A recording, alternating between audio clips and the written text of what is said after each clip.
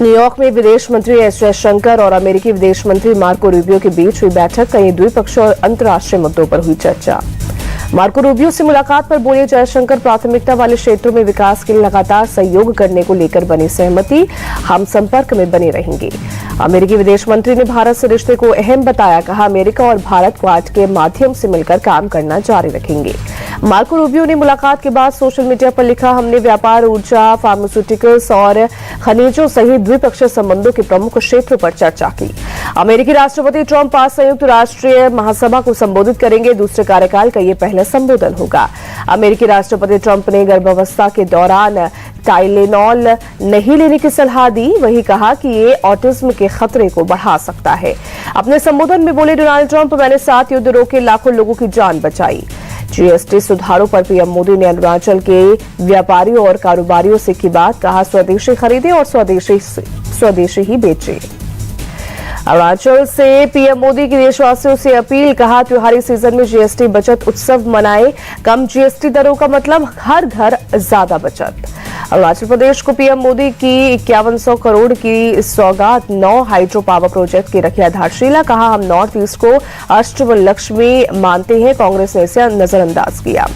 अरुणाचल की बात त्रिपुरा पहुंचे पीएम मोदी। पहले नवरात्र पर माता त्रिपुर सुंदरी का लिया आशीर्वाद। मंदिर परिसर में 3 मंजिला नए कॉम्प्लेक्स का किया उद्घाटन। दिल्ली में जीएसटी बचत उत्सव अभियान पर बीजेपी अध्यक्ष जेपी नड्डा अमर कॉलोनी में दुकानदारों से की मुलाकात।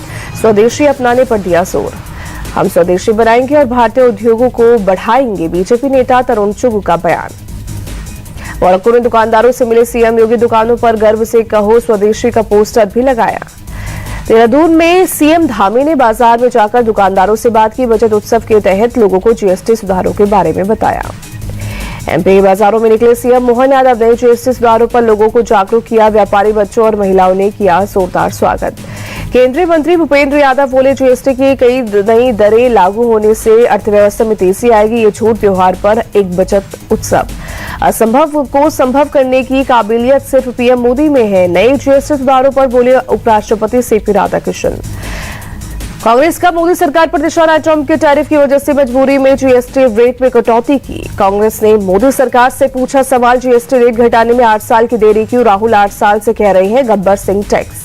बीजेपी नेता रविशंकर प्रसाद ने मोदी सरकार का जताया आभार। कहा, 200 से ज्यादा जनता की उपयोग की चीजें सस्ती हो गई। दिल्ली के मंत्री परवेश वर्मा ने भी बंगाली मार्केट का किया दौरा। नई जीएसटी दरों को लेकर दुकानदारों से की बात। समाजवादी पार्टी ने जीएसटी दरें घटाने को चुनावी स्टंट बताया। अबू आजमी बोले, इतने लंबे समय से इतनी ऊंची जीएसटी दरें क्यों वसूल रहे थे? नई जीएसटी दरें लागू होने से आम लोगों को बड़ी राहत मिली। केंद्रीय मंत्री नित्यानंद राय का बयान। जीएसटी रिफॉर्म पर मची क्रेडिट लेने की होड़। सीएम ममता बोली, सबसे पहले हमने ही की थी सुधार की मांग, इसमें केंद्र को कोई श्रेय नहीं। जीएसटी स्लैब में बदलाव से गदगद हुए गोवा के सीएम। दुकानदारों से बात कर पीएम मोदी का आभार जताया। दिल्ली के मनेरका बाजार में बीजेपी सांसद सुधांशु त्रिवेदी ने की पदयात्रा। जीएसटी स्लैब में सुधार को लेकर व्यापारियों से बात की। उत्तर प्रदेश सरकार में मंत्री सुरेश कुमार खन्ना ने जीएसटी की नई दरों पर कहा, प्रधानमंत्री ने देश के 140 करोड़ लोगों को जीएसटी दरों को कम करके उपहार दिया। सुरेश कुमार खन्ना ने लखनऊ में दुकानदारों से की मुलाकात। उपभोक्ताओं को जीएसटी की दरें लाभ देने की अपील भी की। सहारनपुर पहुंचे उत्तर प्रदेश भाजपा अध्यक्ष भूपेंद्र सिंह चौधरी। नेहरू मार्केट में जीएसटी बचत उत्सव अभियान के तहत दुकानदारों से की बातचीत। भूपेंद्र सिंह चौधरी का बयान। बोले, जीएसटी की नई दरें लागू होने से व्यापारियों और किसानों समेत समाज के सभी वर्गों को लाभ हुआ है। लखनऊ में उप मुख्यमंत्री ब्रजेश पाठक ने दुकानदारों से की बातचीत। जीएसटी बचत उत्सव अभियान के तहत मुलाकात। ब्रजेश पाठक ने कहा, मैं दुकानदारों से स्वदेशी को बढ़ावा देने की अपील करता हूं। लोगों से भी स्वदेशी सामान खरीदने की अपील। बिहार के सीएम नीतीश कुमार आज पश्चिमी चंपारण दौरे पर जाएंगे। वाल्मीकि नगर और बेतिया में विकास परियोजनाओं का करेंगे शिलान्यास। पटना में आज सीएम हाउस का घेराव करेगी यूथ कांग्रेस। बिहार कांग्रेस के प्रभारी कृष्णा अलावारू, प्रदेश अध्यक्ष राजेश राम और सीएलपी डॉक्टर शकील अहमद खान भी होंगे शामिल। एआईएमआईएम प्रमुख असदुद्दीन ओवैसी आज से 5 दिन के बिहार दौरे पर किशनगंज और पूर्णिया में जनसभा को करेंगे संबोधित। गृह मंत्री अमित शाह के गुजरात दौरे का आज दूसरा दिन। कई कार्यक्रमों में लेंगे हिस्सा। 26 सितंबर को बंगाल दौरे पर रहेंगे गृह मंत्री अमित शाह। 2 दुर्गा पंडाल में करेंगे पूजा। मोरक्को के रक्षा मंत्री से राजनाथ सिंह ने की द्विपक्षीय बैठक, दोनों देशों के बीच रक्षा सहयोग बढ़ाने पर सहमति। पीओके को लेकर राजनाथ सिंह का दावा, कहा हमला किए बिना पीओके वापस मिलेगा, एक दिन खुद कहेगा मैं भारत हूं।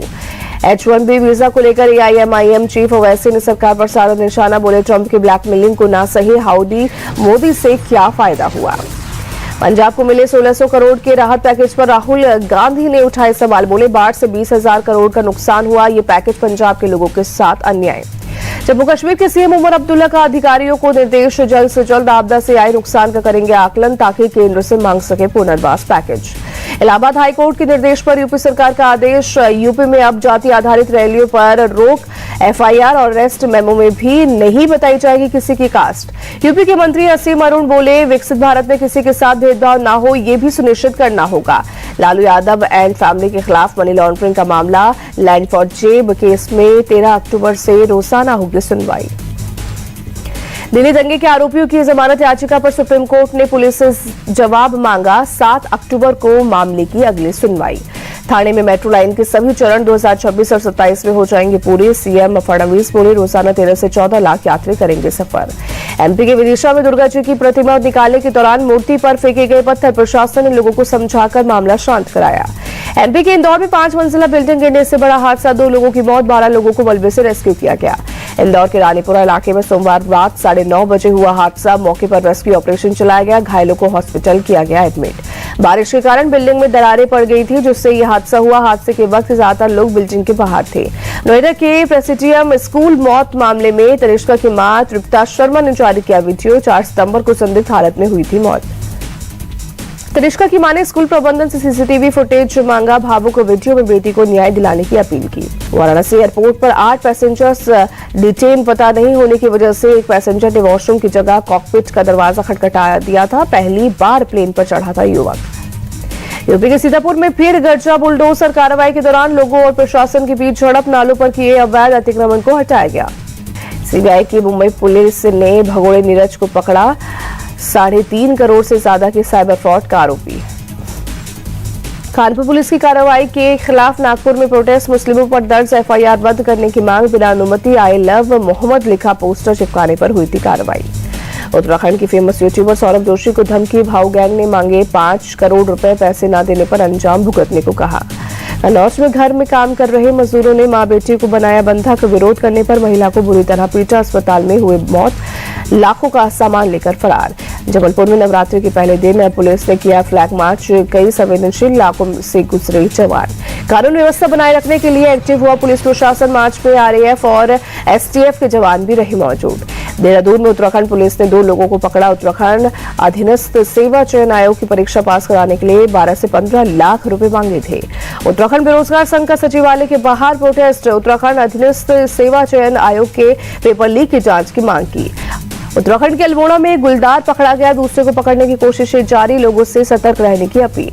नवरात्रि का आज दूसरा दिन मां ब्रह्मचारिणी की हो रही है पूजा। दिल्ली के चंडीवालान मंदिर में उमड़ा भक्तों का हुजूम, नवरात्रि के दूसरे दिन कर रहे हैं पूजा अर्चना। यूपी के सीएम योगी आदित्यनाथ ने गोरखनाथ मंदिर में कलश किया स्थापित, विधि विधान से शारदीय नवरात्र पूजा की शुरुआत की। दिल्ली के जंगपुरा से विधायक तरविंदर सिंह मारवा का एक्शन, अपने विधानसभा में मीट की दुकानें बंद कराई।